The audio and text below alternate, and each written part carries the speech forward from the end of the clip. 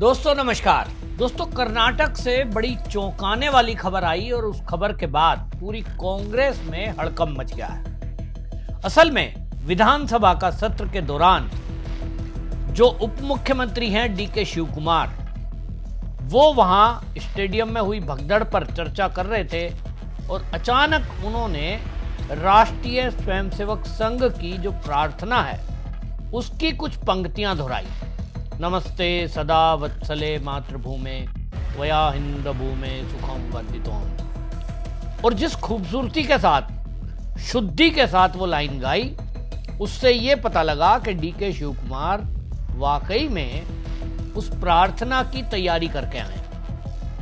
अब सवाल ये उठ रहा है कि डीके शिव कुमार जो कि कांग्रेस के उप मुख्यमंत्री हैं, राहुल गांधी के खासम खास कहे जाते हैं, तो फिर आरएसएस की प्रार्थना उन्होंने क्यों गाई?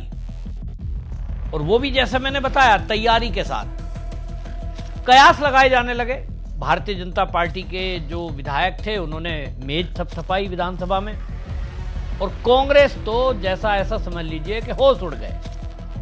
राहुल गांधी तक भी खबर पहुंची होगी कि मामला क्या है, लेकिन मीडिया से जब बाहर आकर बात की तो डीके शिव कुमार ने कहा कि देखिए मैं जन्म से कांग्रेसी हूं और कोई सवाल नहीं उठता कि अगर आप सवाल, क्योंकि पत्रकार कर रहे थे कि आप बीजेपी में जाएंगे क्योंकि आप आरएसएस की तारीफ कर रहे हैं, आरएसएस के बारे में बोल रहे हैं। उन्होंने कहा कि मैं दुश्मनों को भी और दोस्तों को भी जानने के लिए अध्ययन करता हूं और उस अध्ययन में मैं देखता हूं कौन क्या काम कर रहा है, तो दुश्मन को भी देखना चाहिए और बीजेपी में जाने का सवाल नहीं है। सुनिए खुद डीके शिव कुमार ने क्या कहा। नमस्ते सदा वत्सले मातृभूमि अध्यक्ष हिंदू भूमि सुगम वर्धितोहम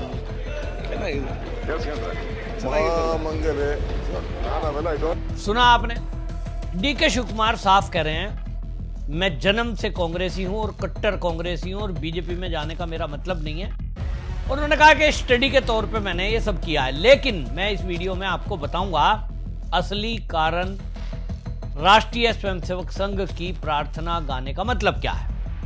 आप याद करिए, जब यह सरकार का गठन होना था, कांग्रेस को बहुमत मिला और बहुमत मिलने के बाद जेडीएस तो पक्ष में है ही है, इनको लग रहा है कि भाई सरकार बनाएंगे। तो डीके शिव कुमार वो व्यक्ति है जो हॉर्स ट्रेडिंग के डर से, जब कांग्रेस के जो नेताओं की बाड़ेबंदी हो रही थी विधायकों की, उसमें डीके शिव कुमार का ही सबसे ज्यादा रोल था।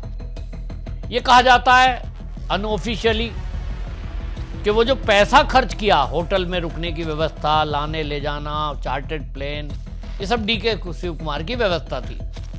और इतना नहीं, कहीं भी किसी राज्य में अगर कांग्रेस की सरकार पे संकट आता है तो डीके शिव कुमार को याद किया जाता है। चुनाव भी जब होने थे उसके पहले कर्नाटक में डीके शिव कुमार को ही आगे रख के बहुत सारी चीजें हुई है।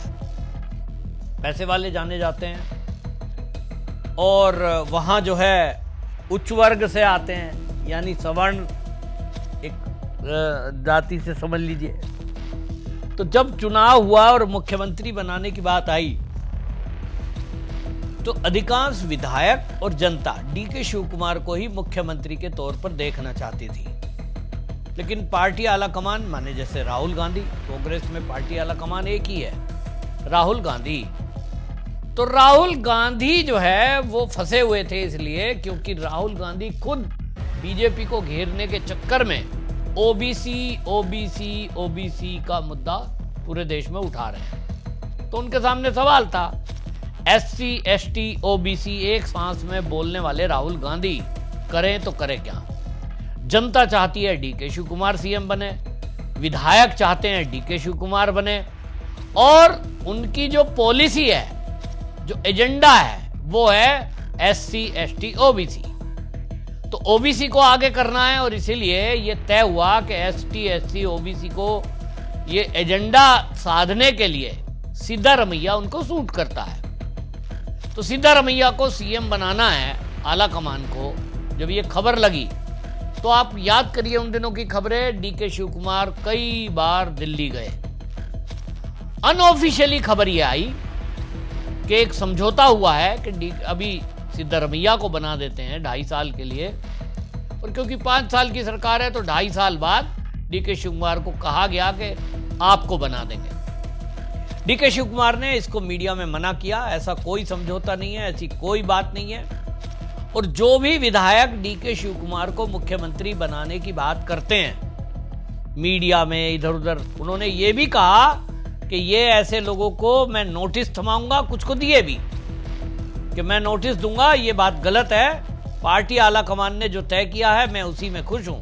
और इसकी चर्चा जब ज्यादा हुई, जब एक बार एक कार्यक्रम में सिद्धरमैया ने ये बोल दिया 5 साल मैं ही मुख्यमंत्री रहूंगा, तो मीडिया में खबर चली कि ये तो 5 साल के लिए कह रहे हैं। मीडिया में खबर चल रही थी कि 2.5 साल का कोई समझौता हुआ है। तो कई मीडिया कर्मियों ने डीके शिव कुमार से पूछा कि आज कार्यक्रम में सिद्धरमैया ने बोला 5 साल मैं ही सीएम रहूंगा, तो इस पर आपका क्या कहना है? उन्होंने कहा ठीक तो है, मुझे कोई दिक्कत नहीं है उनके रहने से, और जो लोग कह रहे हैं कि 2.5 साल बाद मैं रहूंगा, ऐसा कुछ भी कोई समझौता नहीं है। उन्होंने मीडिया को मना किया।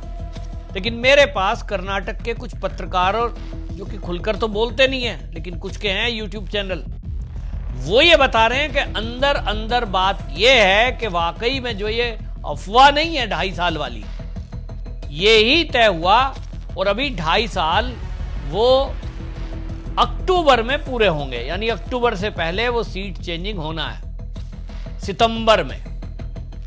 और ये सितंबर आप समझ लीजिए जो चल रहा है, अगस्त सितंबर अक्टूबर, तो सितंबर लास्ट ये महीना है, और इसलिए सितंबर में सत्ता हस्तांतरित मुख्यमंत्री परिवर्तन, इसकी उम्मीद और कयास लगाए जा रहे हैं।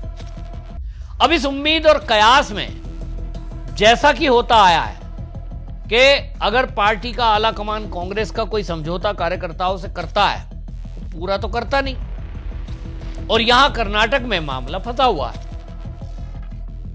एक तरफ डीके शिव कुमार है जो हर मुसीबत में पार्टी आला कमान को और कांग्रेस को मुसीबत में साथ देने वाला व्यक्ति है, उनके अंदर गट्स है, उनके पास व्यवस्था है, और जब कहीं कांग्रेस की नैया फंसती है तो वो बचाने के लिए आते हैं। तो एक समस्या यहां फंसी है, जो राहुल गांधी का एजेंडा है उसको अगर वो सिद्धरमैया को हटाते हैं तो फिर जो SC ST OBC वाला एजेंडा राहुल चला रहे हैं, बीजेपी उसको घेरेगी कि भाई आप जो है एक तरफ तो ये कहते हो, दूसरी तरफ देखिए OBC कम्युनिटी का आदमी हटा दिया। और अगर वो बनाते हैं, नहीं बनाते तो फंसेंगे, तो कार्यकर्ता नाराज होता है, विधायक नाराज होते हैं, और हो सकता है डीके शिव कुमार भी नाराज हो, ऊपर से भले ही कुछ ना बोल रहे हो। और इसीलिए जो नेता है, होशियार नेता, वो कुछ पॉलिटिक्स यही कहती है कि हल्का सा इशारा कर दो, बोलो कुछ मत। वो एक डेडिकेटेड कार्यकर्ता की तरह दिखाना चाहते हैं डीके शिव कुमार, और जो बातें बोल रहे हैं वो एक अनुशासित जो पार्टी का कार्यकर्ता है वही भाषा बोलेगा जो डीके शिव कुमार ने मीडिया में कहा है कि ना मैं बीजेपी में जा रहा हूं, ना मैं कोई मुख्यमंत्री की बात है, मेरे ऊपर जो 2.5 साल वाली कयास बताए जा रहे हैं वो भी गलत है। वो अपनी जगह अनुशासनात्मक मामला ठीक है, लेकिन अगर जो पत्रकार और अंदर से मीडिया में खबरें उस समय चली थी 2.5 साल वाली, अगर वो सच मानिए तो सितंबर लास्ट है, और सितंबर लास्ट हो गया मतलब 1 महीना बचा है कर्नाटक की सरकार को कि जब वो मुख्यमंत्री का परिवर्तन होना। और अगर ऐसा होता है तो निश्चित समझ लीजिए पेच फंसा, और पेच फंसा तो वो बीजेपी में जाएंगे, ये तो होगा नहीं, क्योंकि सत्ता छोड़ आप पार्टी छोड़कर जाएं वो नहीं होता, उसमें फिर दल बदल कानून लगता है, फिर तो चुनाव दोबारा होंगे, फिर उसका क्या होगा, वो लंबी प्रक्रिया में डीके शिव कुमार नहीं पड़ेंगे।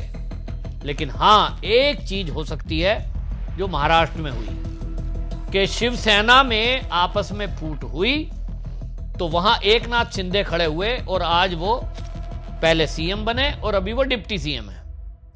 इसी तरह अजीत पवार एनसीपी से अलग हुए, अजीत पवार ने एनसीपी तोड़ी या टूटी, और आज अधिकांश एमएलए एमपी उनके साथ हैं, तो आज वो सत्ता में हैं। ठीक उसी फॉर्मूले पर कर्नाटक में भी कुछ हो सकता है अगर डी के शिव कुमार पूरी पार्टी ले आए और वो जो कांग्रेस का दल बदल कानून है वहां विधायकों की संख्या के आधार पर उनके ऊपर अप्लाई ना हो, इतने विधायक ले आए, या फिर नंबर 2 ऑप्शन ये है कि वो अपना कोई दल बना दें, और तीसरा ऑप्शन ये है कि वो बाकी दलों से मिल जाएं।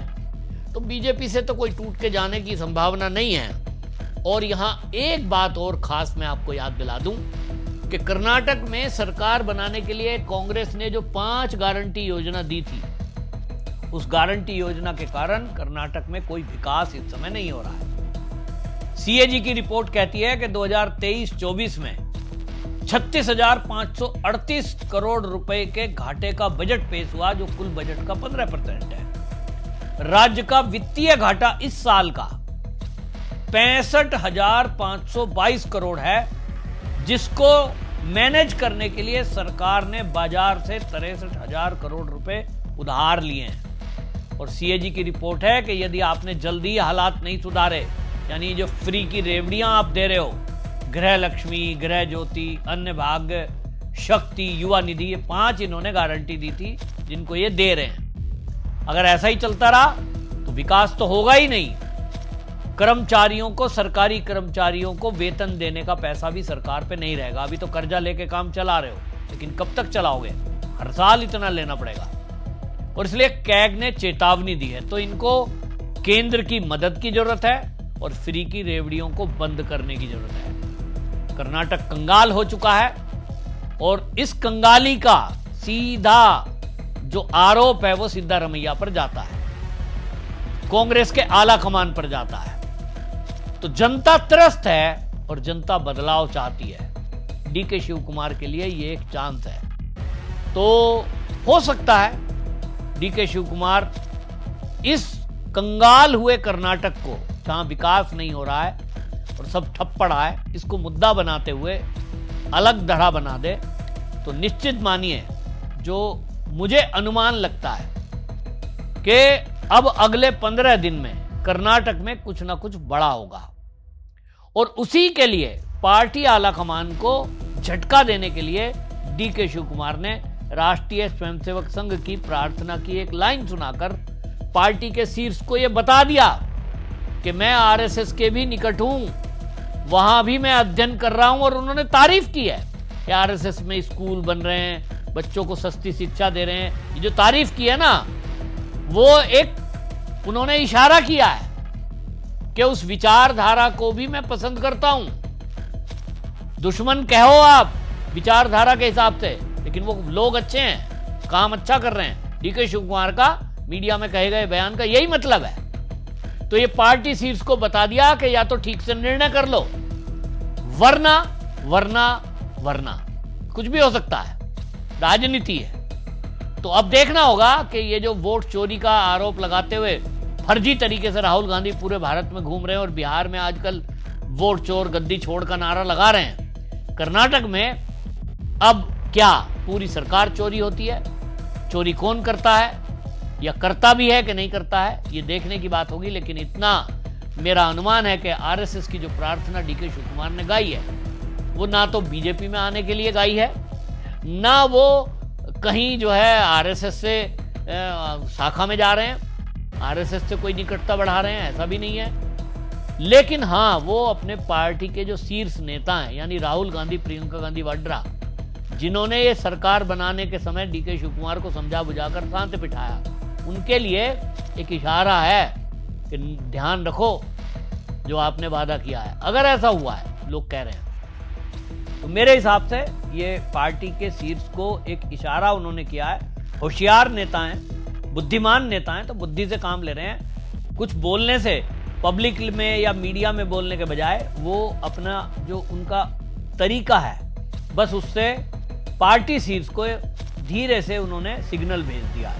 अब देखते हैं इस पर अगले महीने क्या कार्रवाई पार्टी का शीर्ष करता है, करता भी है कि नहीं करता है, या फिर नए चुनाव होते हैं, ये अब समय बताएगा। आपकी इस पर क्या राय है? आपको लगता है कि कर्नाटक में क्या सरकार गिरेगी, नए चुनाव होंगे, या डी के शिव कुमार डिप्टी सीएम ही 5 साल रहेंगे?